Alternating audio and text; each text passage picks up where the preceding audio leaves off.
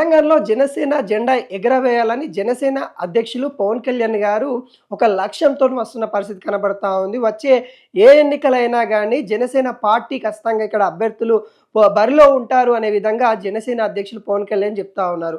ఈ పరిస్థితులలో తెలంగాణకి జనసేన వస్తే ఏ విధంగా ఉంటుందనే విధంగా వివిధ పార్టీల వాళ్ళు వివిధ విధంగా మాట్లాడుతున్న పరిస్థితి కనబడతాఉంది. ముఖ్యంగా అధికారంలో ఉన్న కాంగ్రెస్ పార్టీ మాత్రము పవన్ కళ్యాణ్ వెనుక ఇటు నరేంద్ర మోడీ ఉన్నారు. నరేంద్ర మోడీ యొక్క ఏదైతే చేతిలో బొమ్మలాగా పవన్ కళ్యాణ్ గారు వివరిస్తూ ఉన్నారు. ఏదైతే 12 సంవత్సరాల నుండి తెలంగాణ కావచ్చు, తెలంగాణలో తన యొక్క పార్టీ ప్రస్తావన కావచ్చు, ఎక్కడ కూడా మాట్లాడని అమరవీరుల గురించి మాట్లాడని పవన్ కళ్యాణ్ గారు ఈరోజు తెలంగాణలో రాజకీయం చేయడానికి వస్తున్నాడు అంటే దాని వెనకాల ఒక అంతర్గతం ఉంది, దాని వెనకాల రహస్యం కూడా ఉంది.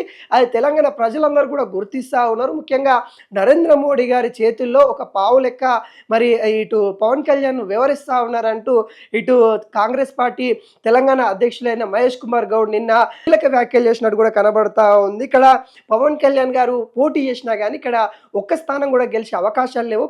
పవన్ కళ్యాణ్ గారు ఇక్కడ వాళ్ళ పార్టీ గెలిచే అవకాశాలు ముమ్మాటికి లేదు. ఎన్ని స్థానాల్లో నిలబడ్డా కానీ వాళ్ళకు గెలిచే స్థానాలు 0 అన్నట్టుగా తన కొంత వ్యాఖ్యలు అయితే కనబడతా ఉన్నాయి. అదేవిధంగా ఇటు ఎస్ఐఆర్ పేరుతోని ఇటు ఎన్డీఏ కూటమి అంటే ఇటు నరేంద్ర మోడీ యొక్క పాలన విధానాన్ని కూడా వ్యాఖ్యలు చేసినట్టు కనబడతా ఉంది. ఏదైతే లౌకిక వాదులు ఎవరైతే ఉంటారో వాళ్ళ ఓట్లను తొలగింపే కుట్ర అయితే నరేంద్ర మోడీ చేస్తూ ఉన్నారు. కాంగ్రెస్కి ఓట్లు వేసే వాళ్ళు ఎవరైతే ఉంటారో వాళ్ళందరూ కూడా ఓట్లు తొలగించాలనే కుట్ర నరేంద్ర మోడీ చేస్తూ ఉన్నారు. వాటిని అడ్డుకునే ప్రయత్నం కాంగ్రెస్ పార్టీ ముమ్మాటికి చేస్తూ ఉంది అన్నట్టుగా నిన్న ఏదైతే గాంధీ భవన్లో సత్యాగ్రహ దీక్షలో ఇటు మహేష్ కుమార్ గౌడ్ మాట్లాడినట్టు కూడా తెలుస్తూ ఉంది. పవన్ కళ్యాణ్ గారు వెనుక నరేంద్ర మోడీ ఉన్నారు.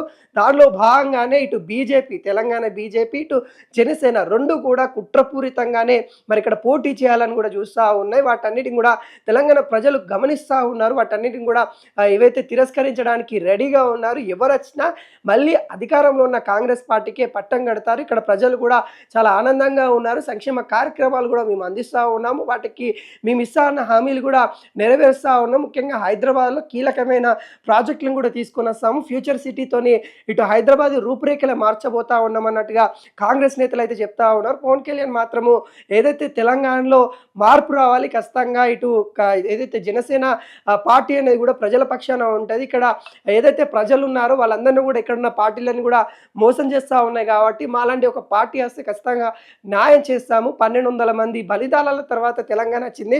వాళ్ళకి ఇప్పటివరకు కూడా గుర్తింపు రాలేదు. మా పార్టీ అధికారంలోకి వస్తే వాళ్ళకి ఖచ్చితంగా ఒక గుర్తింపు అనేది ఇస్తాము. వాటన్నిటిపైన కూడా చర్చలు చేస్తామంటూ పవన్ కళ్యాణ్ గారు చెప్పిన వ్యాఖ్యలు అయితే ఇప్పుడు సంచలనంగా మారుతున్న పరిస్థితి కనబడతా ఉంది. ఇటు పవన్ కళ్యాణ్ వర్సెస్ ఇటు కాంగ్రెస్ నేతలు కూడా కొంత వివాదం అయితే వస్తూ ఉన్నది. జూన్ 2వ తారీఖు నుండి కూడా పవన్ కళ్యాణ్ ఇక్కడ సభ నిర్వహించడానికి ఇటు కాంగ్రెస్ ప్రభుత్వం ఒప్పుకోలేదు. కొన్ని షరతులు పెట్టిన పరిస్థితి కనబడతా ఉంది.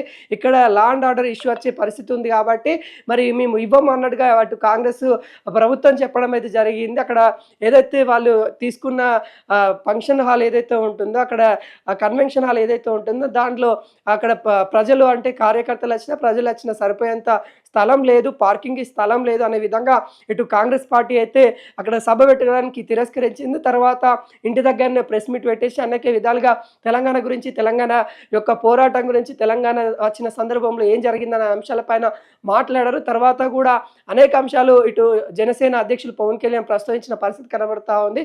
ఈ నేపథ్యంలో జనసేన వెనుక బీజేపీ ఉందనే వాదనలు అయితే వస్తూ ఉన్నాయి. మరి వీటిపైన కూడా జనసేన లీడర్లు కూడా స్పందిస్తూ ఉన్నారు. మేము ఎవరి అండతో రావట్లేదు, ఇక్కడ ఖచ్చితంగా మా నాయకత్వం తెలంగాణ బిడ్డలే జనసేన పార్టీ నుండి బరిలో ఉంటారు, ముమ్మాటికి ఖచ్చితంగా మేము గెలుపు దిశగా వెళ్తామన్న ధీమా అయితే ఇటు జనసేన నేతలు అయితే వ్యక్తం చేస్తున్న పరిస్థితి కనబడతా ఉంది.